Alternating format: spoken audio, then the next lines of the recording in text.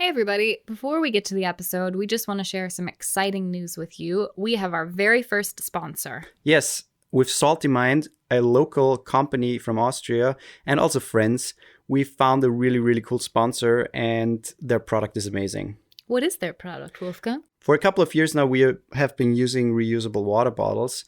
It's a cool way to reduce plastic, to save money, and also help the environment. And they are having like the coolest water bottle ever. The bottle is really, really cool. It holds 750 milliliters. It's stainless steel, but it's not just your average Joe stainless steel water bottle. It has a really cool cork coating around it. Which is really cool because when the bottle gets warm or if you feel something hot in it, you don't burn yourself. You can carry it around. Well, it's also non-slip and antimicrobial because of the cork coating. Yep. And cork doesn't absorb moisture, so it basically stays clean and germ-free. Yeah. There's a handle that's movable, so it's really easy to carry, or you can clip it onto like a backpack or a bag if you go hiking. Yeah. It's also double insulated, and that's one of the coolest things about it because your beverage or whatever you have in there will stay warm for up to 12 hours and stay cold for up to 24 hours. Yeah. That's really, really cool. That's pretty awesome if you're like at the beach or if it's hot and you are out the whole day. Mm-hmm. And the company, so they produce in small quantities, which means they're only producing what they can sell. They're not mass producing anything. And they use zero plastic in their packaging. Yeah, it's basically just the packaging, which is beautiful, and the bottle itself. And we have a really, really cool offer for you. If you are looking for a really nice new bottle, the summer is coming up, you maybe go hiking or running or whatever, or go to the beach if it's allowed, you can save now. You can save now 5% off one of their bottles if you purchase through Amazon. Their company is called Salty Mind, and in your Amazon checkout, you put in the code SPROSS5OFF. SPROSS is SPROSS, the number 5, and OFF, OFF, in all capitals. SPROSS5OFF. If that's too confusing for you, you can also visit our blog, spross.org, and you find everything else there too. So yeah, we are really excited. Go check it out and let's start with the episode now.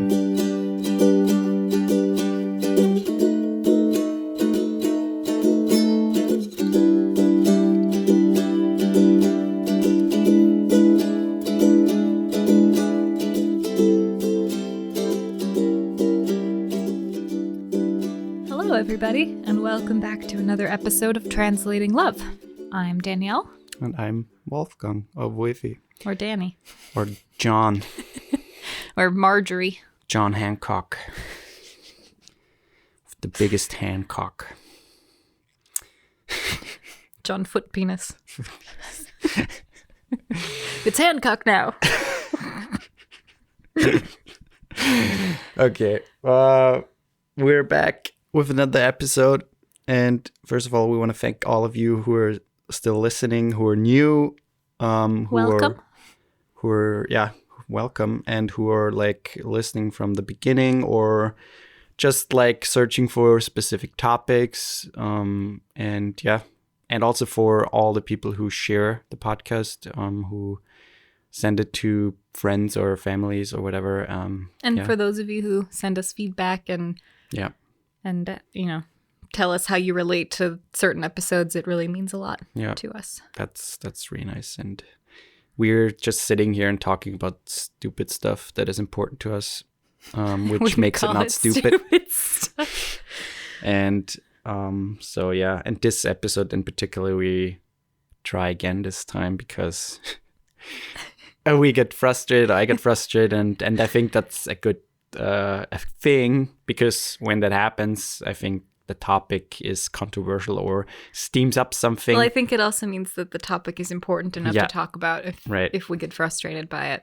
So and we didn't really record it already. We started it, and about 15 minutes in, it just kind of backfired. So we never finished it. So we're going to try a different approach. It went down into a big hole, never to be seen again or heard. So yeah. Today's, you know what's funny actually? What's funny? After we started it and we stopped, I went for a walk and weirdly, I think of all those clever and funny things to say when I'm not recording, when we're not recording, and when we are recording, I'm like, oh, I don't know what to say. Like I'm super, I don't know. Mm-hmm. Yeah. See, in my head, it sounded so much better, but it's not. It's So, just. but what things? You were on your walk and you Get it? I don't know. I can't even clever think of things. it. I can't even think of it right now. like clever things to say when we were arguing, or clever things No, to for the say podcast. for the actual topic. for the or- actual topic and okay. podcast, and it's so stupid because we are doing this. We're not preparing anything most of the time, so it's just us talking about the topic. So yeah, it's not scripted or anything. That's why sometimes we maybe say things that might not make any sense. So, but yeah, I feel like the first part of this podcast episode so far is proof that nothing is scripted. yeah. But yeah, the topic is phone usage, or the problem and or the problematic phone usage in relationships, kinda. And what it means when someone is, I don't know, kind of addicted or a lot on his or her phone or in their phone, and But more specifically on their phone while spending time with their partner. Yeah, that's what I mean. And yeah, I have a problem with that, I have to admit. I mean, I know it. I know that I have a problem. A big thing for me is that I'm self-employed, and so my phone is also my work phone. And yeah, sometimes I get work-related stuff late at night, or yeah, at times where I shouldn't get those things.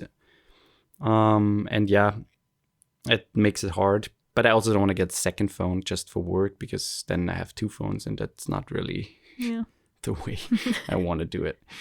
But yeah, so Well, and also the work that you do is very it revolves a lot around social media. It revolves a lot around sure, because making film and like advertisements and stuff for companies, you're doing stuff on social media frequently. Yeah. So yeah, it's a little, yeah. It's not only incorporated in your daily life like it is for everybody, but it's incorporated in your work life, and I think that partly, becomes kind of a bad mixture. Yeah.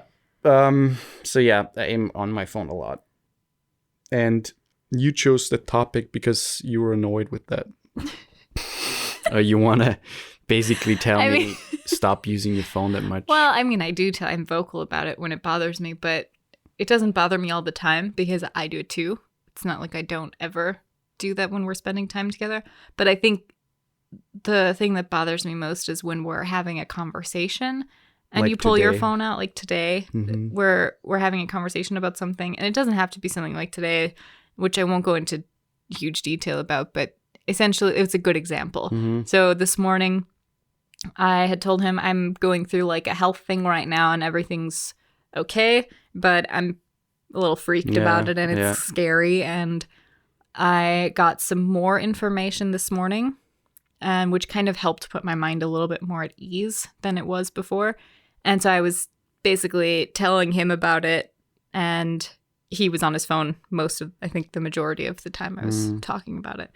So it kind of made me feel like it wasn't important. And I think that's a common feeling for people in that situation, where if you're talking to your partner and they're on your phone, you kind of feel like, okay, the phone is clearly more important, or what you're doing on your phone is more important than what we're talking about. Yeah, or not even that.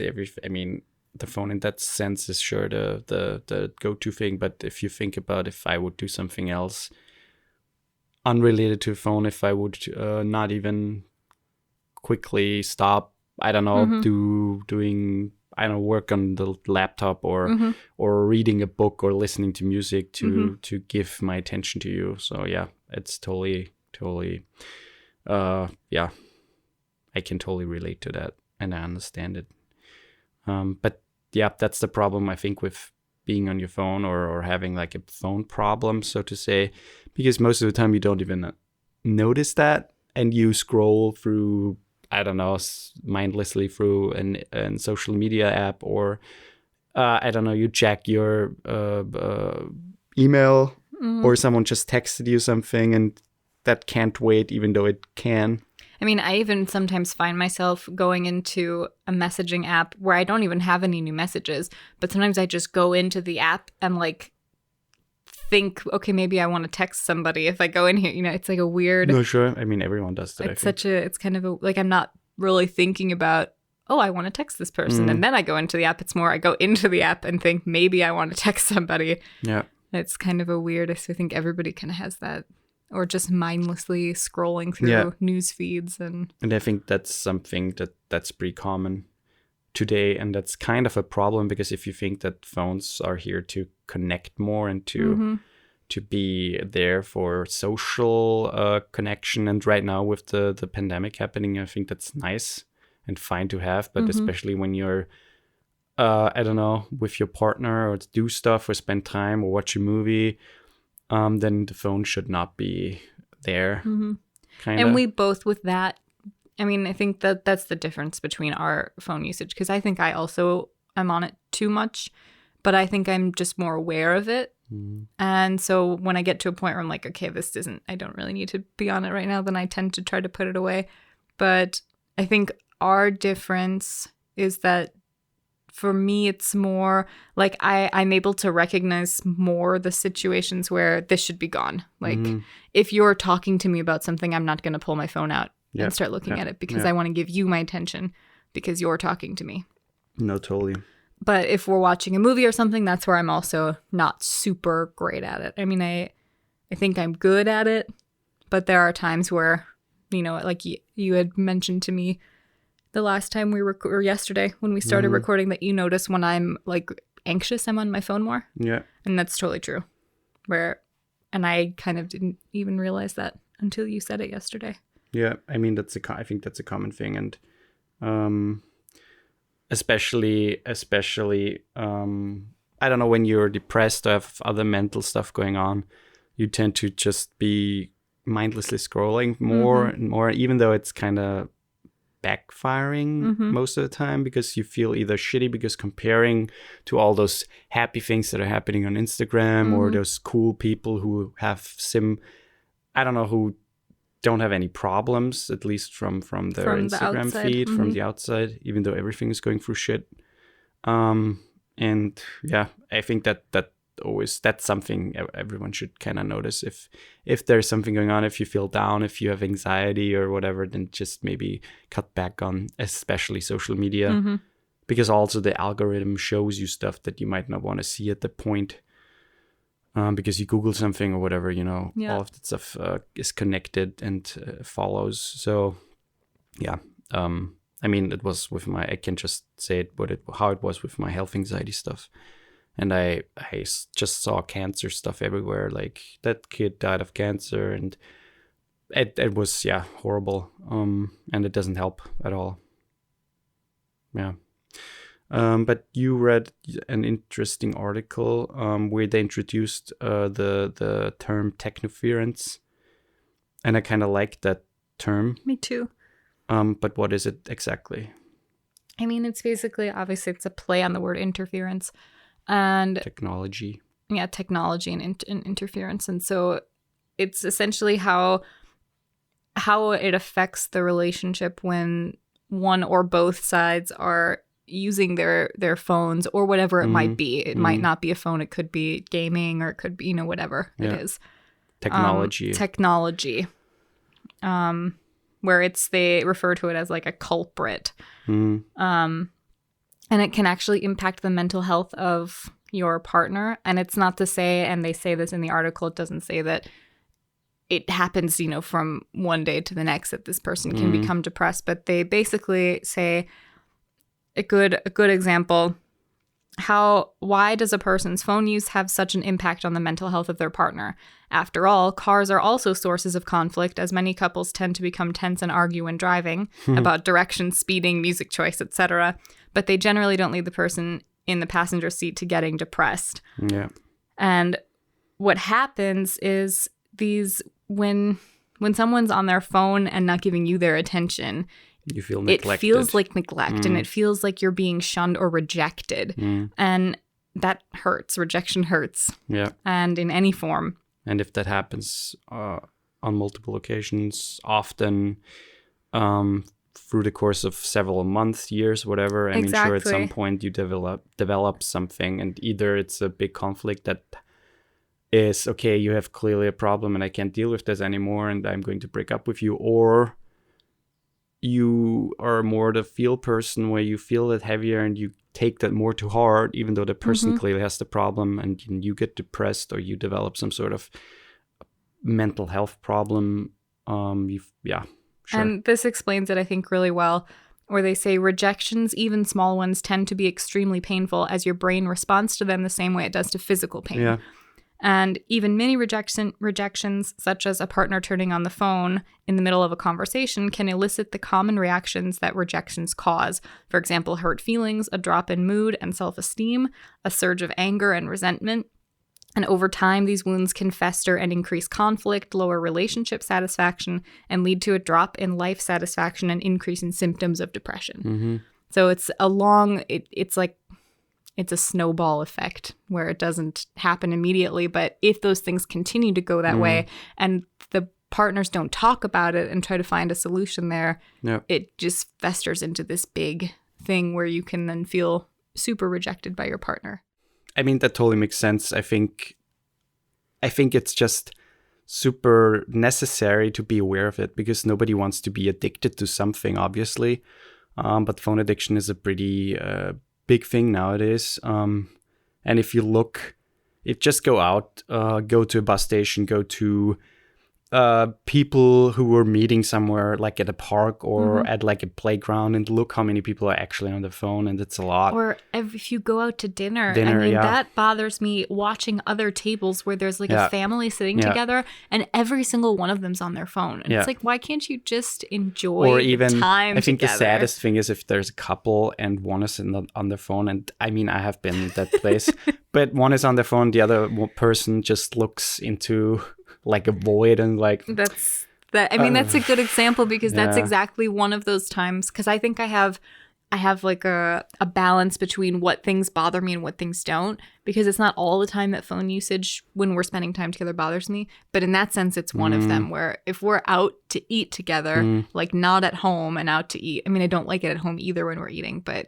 if we're sitting at a restaurant together and if you pull out your phone and you're doing something like while we're waiting for food to come or whatever it may be, but I kind of feel like, okay, now what do I do? And I look into space, and then I think about the people looking at us like I would be looking at people. Yeah. But I think I'm mostly aware of that, especially when we're out. And sometimes I look, because either we have plans afterwards or like a movie or something like that. But most of the time I'm super aware, and I don't look at my phone when we're out somewhere. And I think a big thing is also when you just spend time at night. I mean, you've been busy the whole day, and most of the time you don't see each other because of work or whatever. And then you have time at night, and you maybe watch a movie, or you play some games, or you just talk, or I don't know what, you just spend time together in whatever form. And I think that's also a thing that you should be more aware of with your partner, if it bothers you, obviously, but to not be on your phone, it's kind of wasted time. And if you look at your phone, there's this in almost every new smartphone, there's this usage tracker where you see, okay, how much screen time do you have daily? And even in certain apps like Instagram, I urge you to, at the end of whatever day you're listening to this, at the end of that day, before you go to bed, look how many hours on the Instagram app you spent, because I think most people would be surprised at how high it is. It's insane, yeah. And almost every app has that now. And it's just, I don't know, it's just if you look at the numbers and how many hours you spent per week on your phone, it's kind of scary how much time is wasted. And think about then for what? For what is that? Like, what is that time? How is that time benefiting me in any way? I mean, sure, it's different if you make money and if you like either are a social influencer or if you manage a social media and you make money at that, that's obviously different, sure. But all that stuff that is not connected to your work or stuff, it's just, I don't know, it's a lot of time that just thrown out of the window. And especially when you can spend that time with someone you love. Yeah. And I have to take myself by the ear, or whatever it's called in English. Where Is that what it is in German? Yeah, am Ohr nehmen, selbst am Ohr nehmen. Because I spend a lot of time on my phone, and I try to be aware of it, and sometimes I'm super aware of it, and sometimes I'm not at all. And I think you also have different, it depends on like how your day was, and it depends on your mood, because sometimes when I bring it up, if I say like, and I usually don't say it in a mean way, I'm usually just like, psst, put your phone away, you know, where it's like a little whisper to you, but sometimes you take it totally fine, and sometimes you get seemingly annoyed that I'm asking you to put your phone away. Yeah. And so I think it's very dependent on, maybe there's daily factors that affect that reaction, or there's... No, sure, it totally is. Totally is. But I mean, nobody likes to be reminded of a bad habit or called out on something that's obviously not the best thing to do. Yeah. And I think a big thing is just to implement those like little things, to be more aware of it, and to also maybe set aside some time to say, okay, between that specific time I won't look, or when we do that I won't look at my phone, because I think it's beneficial. But I mean, we took those like little questions about phone usage to Instagram, which is kind of funny because kind of ironic. We don't want to spend that much time on Instagram, but I think we got some cool insight. Basically, what I got, that you guys spend around 4 to 5 hours on social media. That's about what I got too. Daily, which is kind of a lot if you think about it. I mean, it's combined social media, so it's not only one app, but still, it's kind of a lot. And a lot of people also said that they check social media when they're with their partner, which is not the worst thing in general, but it depends. And I also ask, obviously, is it bothering you when or are there problems when you check social media when you're spending time? And most of you answered no, which is surprising. But I think that even if you don't see it as a problem, it definitely affects your relationship. Totally. If there's a lot of phone usage, I think there's a lot of people who say, oh, no, it's fine, it doesn't bother me. But it actually is affecting the quality of your relationship and the connection that you share with that person. And that's what they answered. In the longer they said, it's bothering them when their partner is on their phone a lot. And a lot means almost every few minutes or constantly. And some people are, even though they're not even aware of it. It's the same when it's a stimulant, getting likes, getting follows, stuff like that. It's a stimulant. Those apps are made to be addictive, and it's the same with notifications. It's just triggering, and you just grab your phone and look what you got, or what notifications, what message or whatever, and it can be a problem. And I had also asked the question, so do phones affect your phone usage? Does it affect your relationship in any way? And for those who felt like answering, it was only 2 people, but I said, if so, how? And one person said that her ex couldn't be 2 minutes without his phone. And it seemed like he had like more of a relationship with his phone than with her. I mean, I know a lot of people who have the problem, and their partners in the relationship voiced multiple times that can't be like continuous, and they're now separated. So not only because of that, but that was a huge problem in the relationship. Yeah. And someone else said, I feel like it affects it negatively. It takes away communication. It takes away time that could be spent together, and delivers a feeling of disinterest in the other person. And I think that kind of checks with the article that we read, where that's exactly what it's saying. It basically makes the other person feel like you're not interested in talking to them or interested in spending time with them. The thing is, I think the whole phone usage thing can be also, I mean, it doesn't matter if you're in a relationship or if you're single, whatever, it doesn't really matter. But spending time with loved ones, with friends, with family, you shouldn't be on your phone all the time. Sure, it doesn't matter if you're on WhatsApp or on social media at some point and just check your messages or whatever.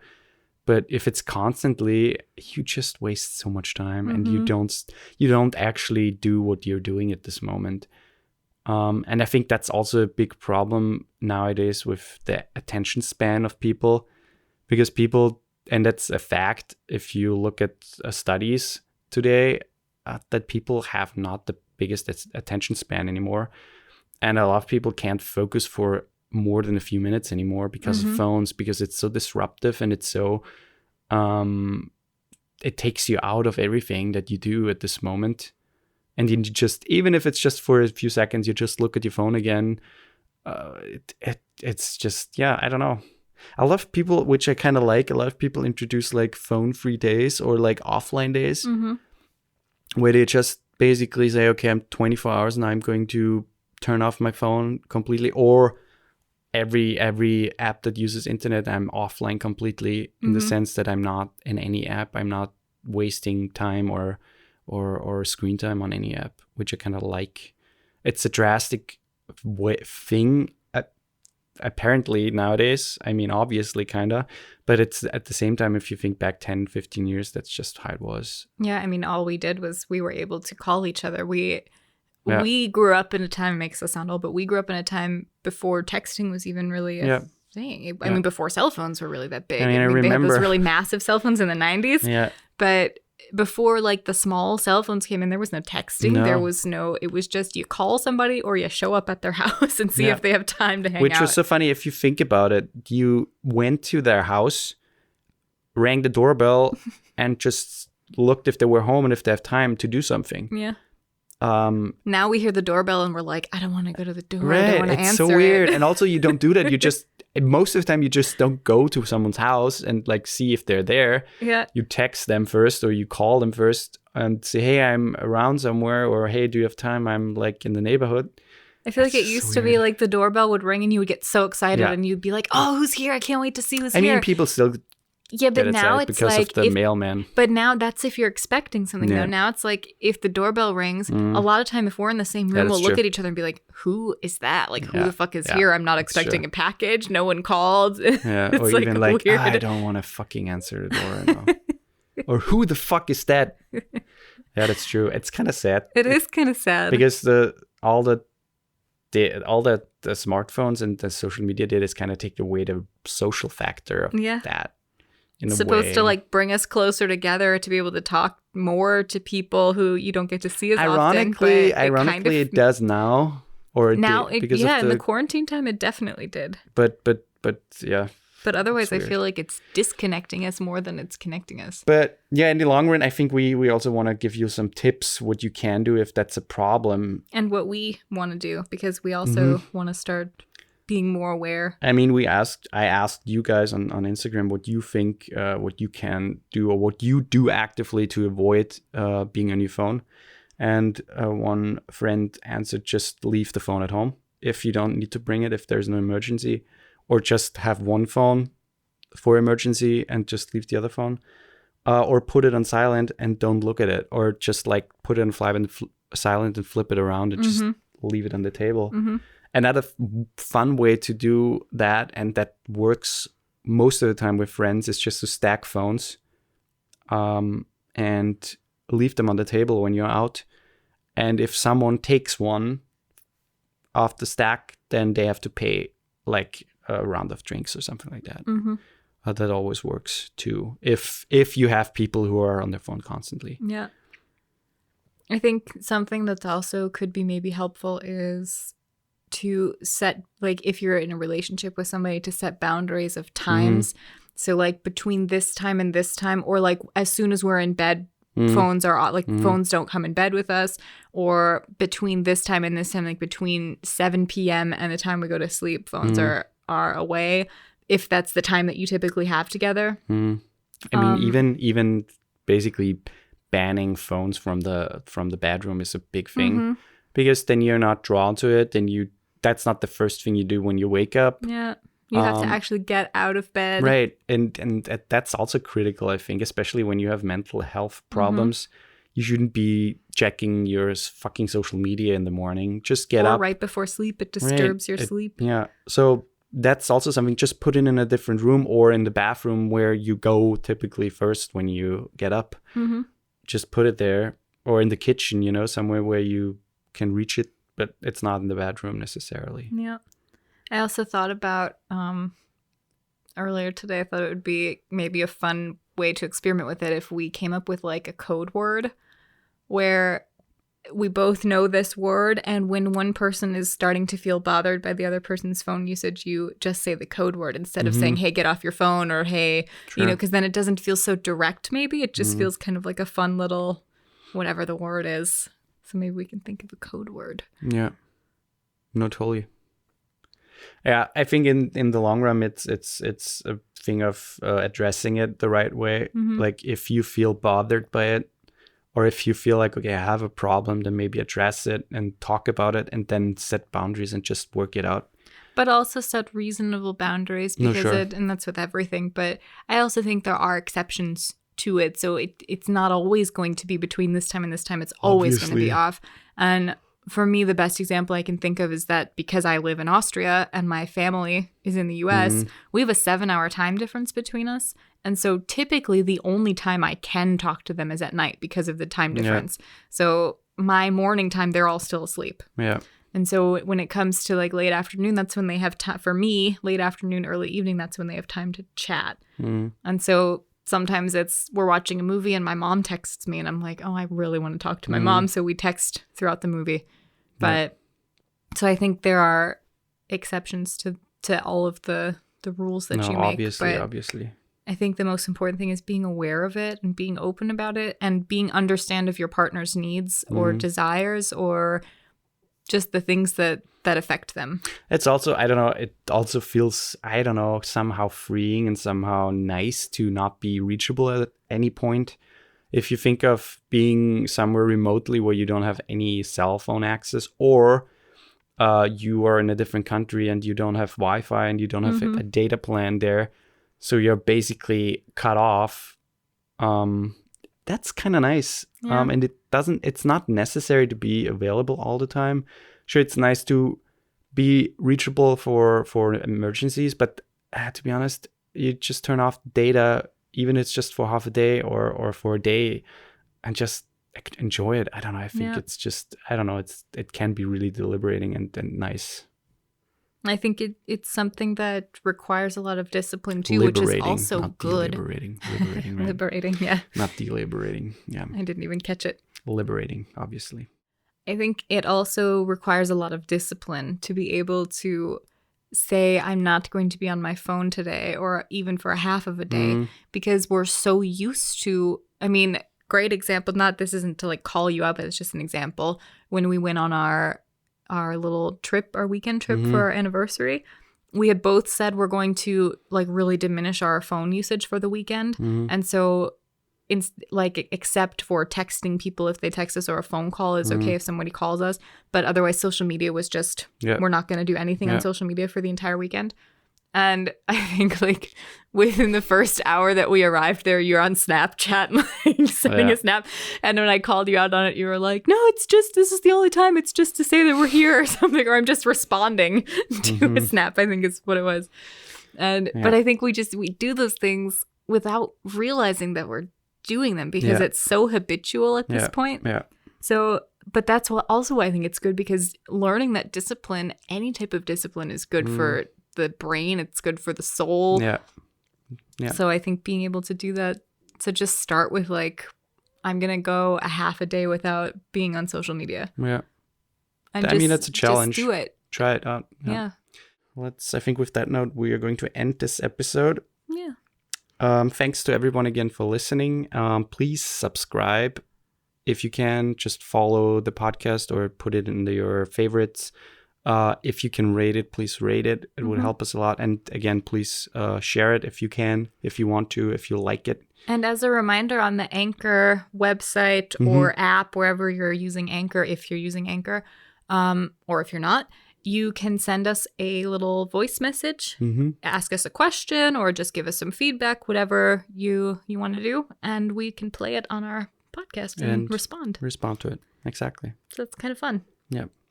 So on this note, let's end it. Thanks for redoing the podcast with me, and I think it's a fun topic, and for being chill. Yeah, it's good. You're welcome. I love you. I love you too. Bye. That's a weird way to say bye. I love you too. Bye. I love you too. Bye. Bye. Bye.